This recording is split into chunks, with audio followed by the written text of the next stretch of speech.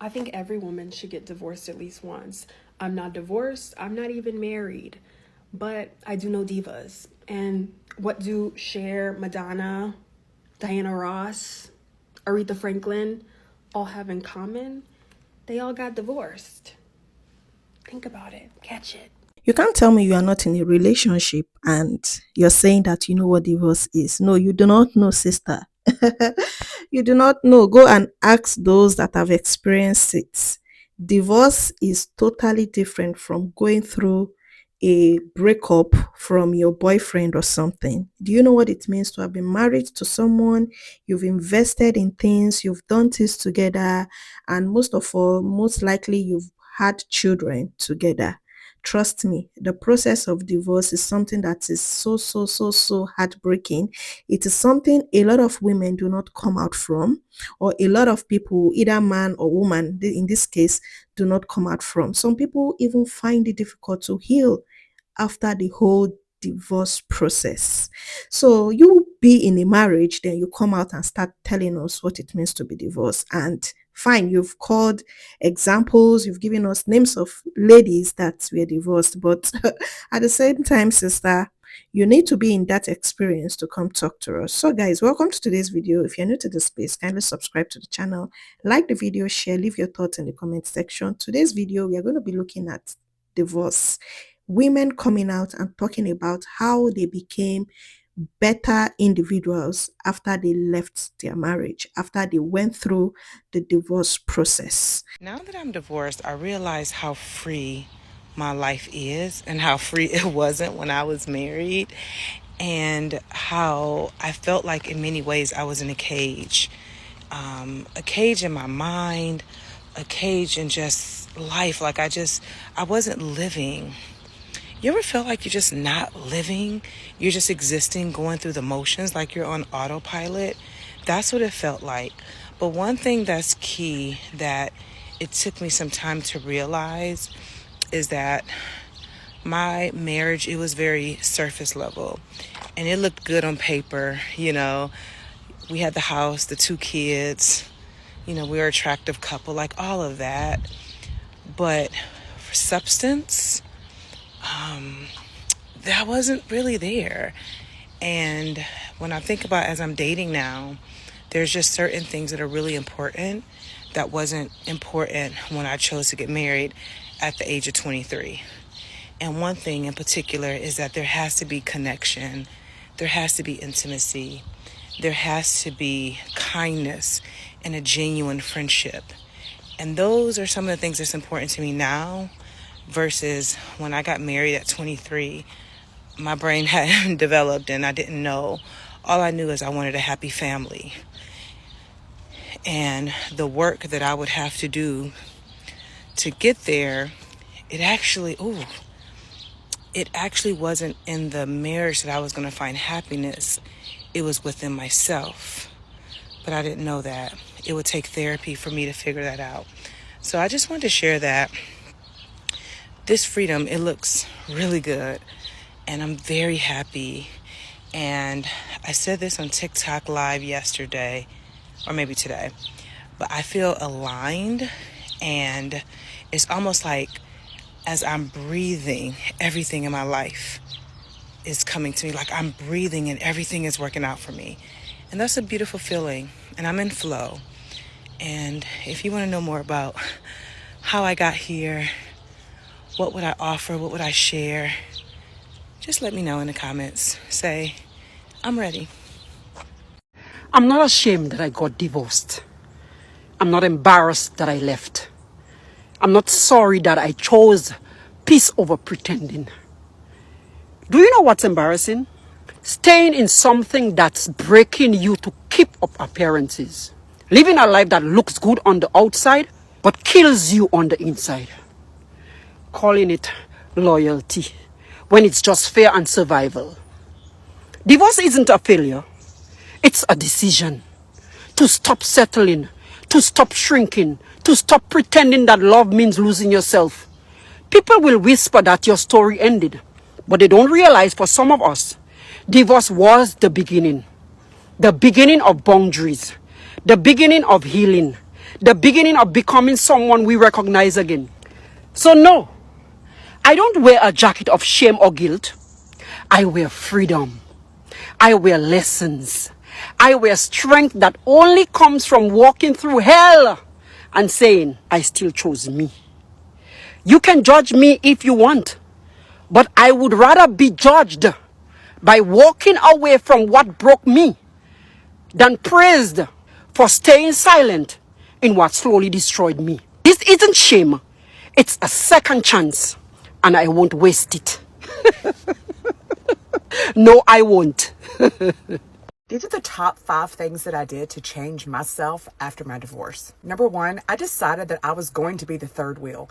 I attached myself to so many couple friends and just rode around as the third wheel. They all welcomed me with open arms, and I never felt like I was the oddball out because I decided that that's what I wanted to do, because I wanted to be active in my community and stay out there and do things. Number 2, I decided to really put a lot of time and effort into how I looked. And I know that might sound vain to some people, but honestly, the clothing that I chose to wear, the way that I took care of my skin, my hair, my makeup, all of this made me just feel better about myself in the long run. Number 3, and probably the most important, is I decided to jump feet first into my church community.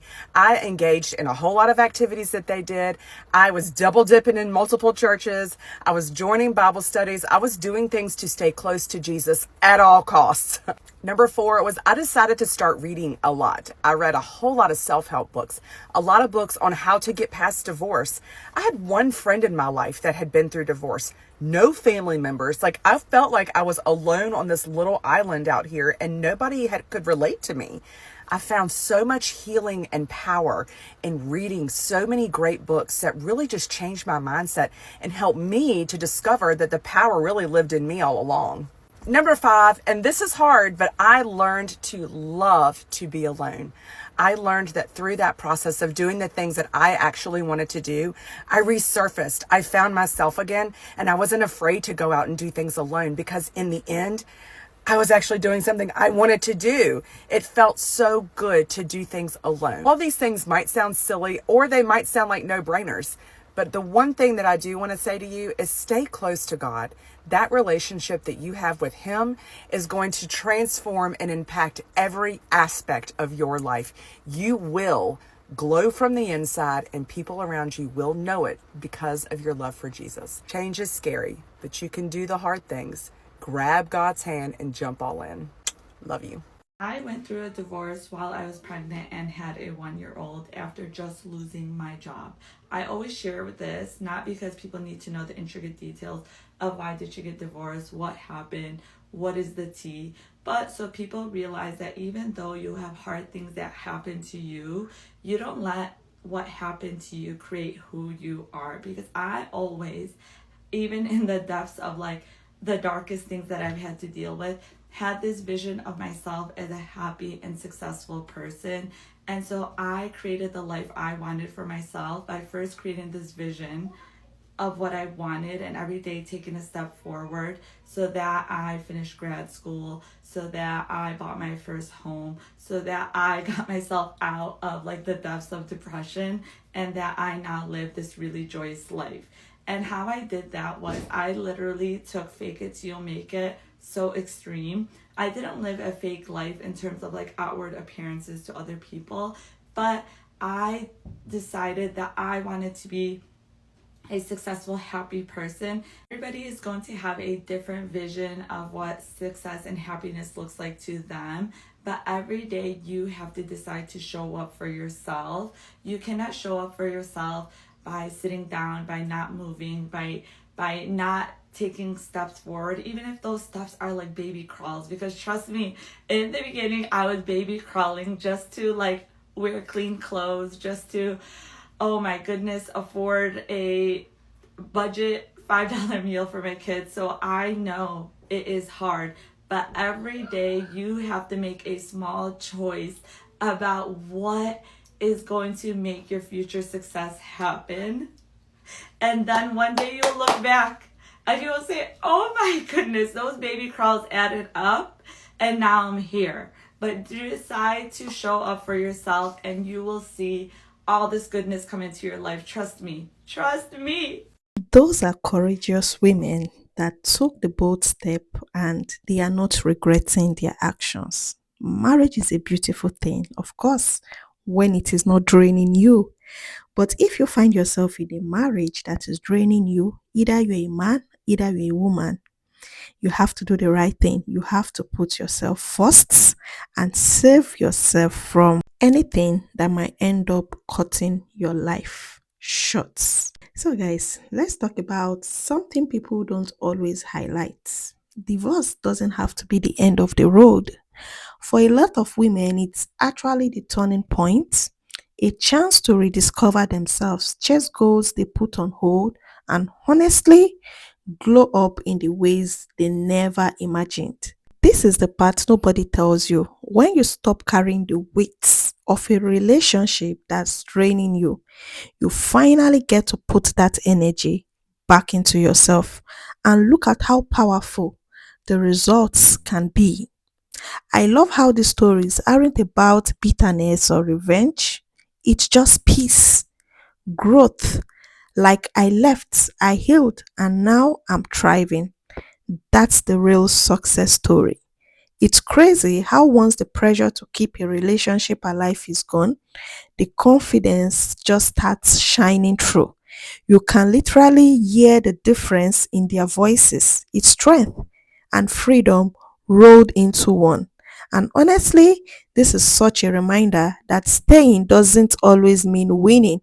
Sometimes walking away is what opens the door to your best life. So, yeah, divorce isn't always a sad ending, it can be the start of the most powerful chapter.